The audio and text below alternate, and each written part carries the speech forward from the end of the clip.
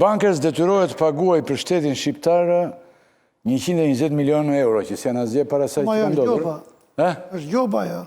Gjoba. Që janë detyrim aksize dhe një gjobë.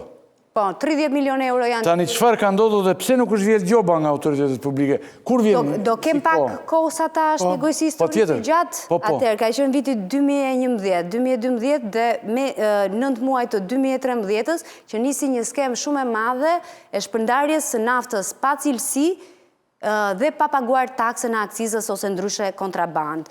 Që ndryshe ishte hollusi, solari, dylienti dhe është një naft e cilësisë më të dobët që përdoret për nevoja teknologjike të shpimit të puseve, duke qenë se nafta në tokë është në rënd, ka nevojë për presion që të nxjerrë në sipërfaqe naftën që prodhon Bankers në Patos Marines.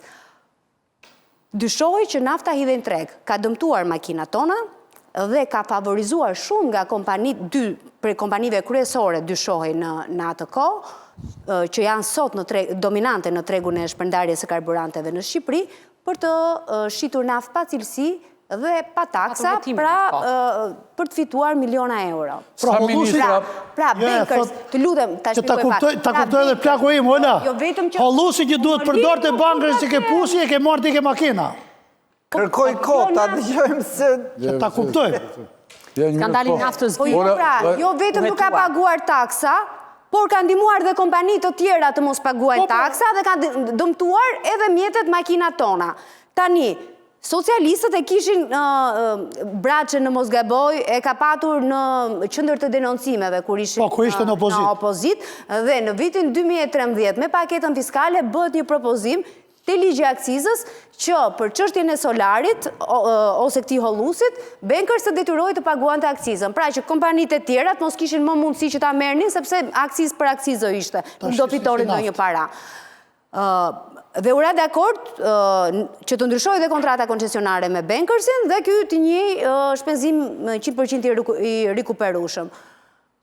Shumë bukur vjen muaji prill dhe Bankers nis që të gjejë një shfrytëzim ligjor dhe që nafta ishte detyroi të paguante akcizë në import dhe blinte nga Armo, nga ata që punonin në rafinerinë Armo në tregun e brendshëm, hollusin. Dhe nuk paguante sërish akcizë. Aty kemi disa korespondenca nga ana e drejtorisë së doganave, Ministri i Financave ka qenë zoti Cani, nuk besoj të ketë qenë i përfshirë zoti Cani në këtë pjesë. Domethënë sa ministra janë përfshirë në këtë arrest? Ta mbaroj se tani ata të shkruajnë. Ti më thua sa ministra janë, po të them për gjobën. Çfarë ka ndodhur? Cila është historia? Po ti thua sa ministra janë përfshirë në këtë arrest, më.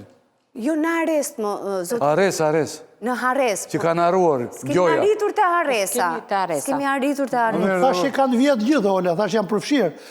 Qani mund t'jetë përfshirë si i që s'ka urdhëruar tatime t'i bëjë kontrolli. Kaq, si i but. Jo, më nuk flas më. Gjove gjë që thashën Qani është hajdur? Ne të kemi thirrur për të folur. Po tani ju nuk po më lini ta tregoj. Po është i paqartë dhe të pyesë. Unë këtë detyrë kam të bëj pyetjet. Dhe ti po më spjegon mua gjithë... Se është e paqartë, pra, Bankers duhet paguar në akcizën... Unë që ta kuptoja, po nuk e latë që donte të thoshte dhe pastaj bëni... Ti shumë gjë nga këto me zi kupton. Sidomos punë të ligjit. Jo. Po emisionin e bëjmë dhe për budallësi si puna ime. Jo, nuk e budallë. Po doni t'ja kuptoj vetëm të zgjuarit. Nuk i kushton përmendje fare kësaj pjese. Jo, po përpiqja ta dëgjoja me shumë vëmendje. Po kjo nuk bëhet në këtë moshë. Dakor. Tek e lenti. Do me thënë, mosha ime sipër mos e shifni më emision. Jo. Sa jeni poshtë, mos e shifni. Shikojeni. Mos e shifni. Po them një gjë tjetër Bushat, shumë thjesht. Ka gjëra edhe për mua, dhe jo vetëm për ty, për të gjithë ne, që nuk ka interes. Nuk i shikojmë me, sepse nuk duam të bënim me të gjitha, të bëhemi gjitholog. Dhe ti e ke më mirë se të gjithë ne këtë punë, që nuk bëhesh gjitholog. Tani, po të përpiqesh ta kuptosh, të gjithë te ndoshta se kupton valla deri në fund. Po unë jam detyruar të bëj pyetjet. Dhe i them, shiko tani, ose kuptova dhe unë që... E di ku doja të dilja unë tani, në një gjë shumë thjesht. Shiko ku doja të dilja. Doja të dilja në gjë shumë thjesht. Ore kjo Aresa, sa vjet ka vazhduar Aresa? I qetë flë dhe po se kuptova. E Aresa është deri tani mo. Dhe do me thënë e kanë harruar me qëllim. Bankers duhet të paguante akcizën dhe nuk e ka paguar akcizën sepse gjeti një artific ligjor.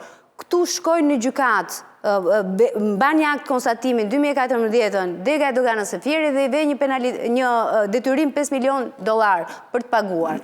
E çon në gjykat dhe merr sigurim pa dije.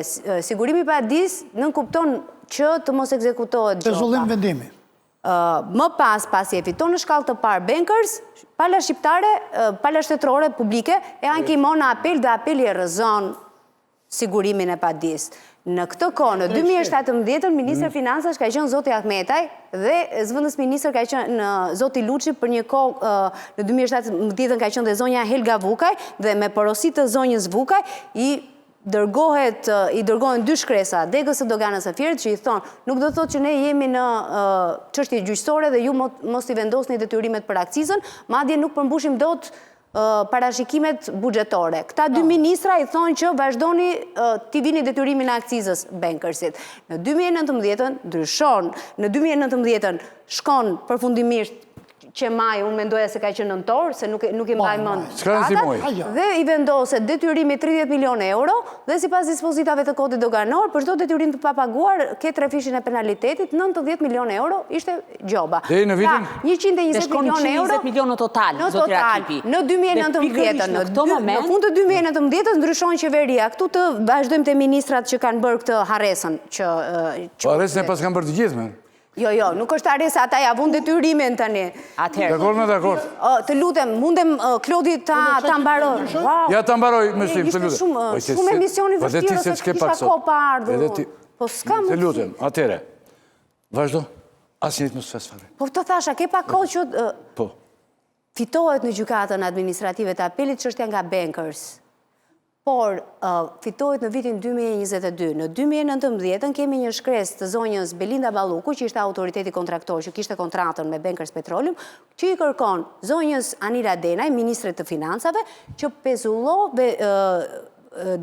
kërkoi doganave të Fierit që të pezullojnë vendimin për të ekzekutuar gjobën, sepse kompania ka të drejtë, është legjendë urbane kjo çështja e hollusit që është përdorur për naftë kontraband, sepse thot nuk ka kartë teknologjike pusi. Këtu në fakt ja fut vetë se si ti autoritet kontraktor ke lejuar gjykata kishte të ndjek këtu.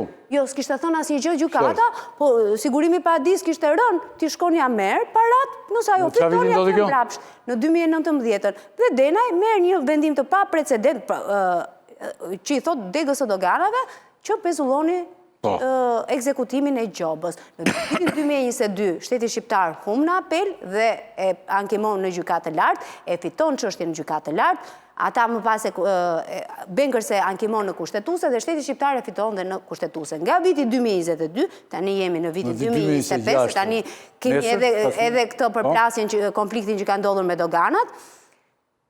Askush nuk ka bërë asgjë derisa SPAK shkoi në Ministrinë e Financave të sekuestronte dokumentacionin, praktikën, që kemi në shtator një shkresë të ministrit Petrit Malaj, që i thot së doganave të Fierit që vazhdojnë... Bankers i do t'i paguajnë këto para tani? Tani unë nuk e di sepse Bankers ka ankimuar sërish në gjykat, thot është parashkruar, ti s'ka ardhur të më është ka 5 vjetë, thot. Po, ka që në 2019 vendosja e gjobave. Ta mbaroj pak fabulën, të lutëm? Oke, faleminderit. Dhe parlamenti sa po ka kaluar një ligj për paljen dhe fshirjen e detyrimeve tatimore dhe doganore. Po tani e kam... Gjoba €90 milion. Qa ndodh tani? Tërësisht. Një minut, po pse tani do ta bësh emision tim dhe në fund ti pa pyetur unë fare? Tash historin. Po se kam këtë pyetje kam pasaj. Qa ndodh pasaj që ka bërë shteti? Që ka bërë qeveria? Përfiton bankës. Të marrin veç njerëzit se po e vazhdove të gjithë si një poemë. Ta kam prishur emisionin. Po jo më zonjë, nuk e ke prishur asgjë. Ke ndihmuar emisionin. Nuk përfiton bankës. Po vazhdoj si poemë gjatë, roman nuk mbaron.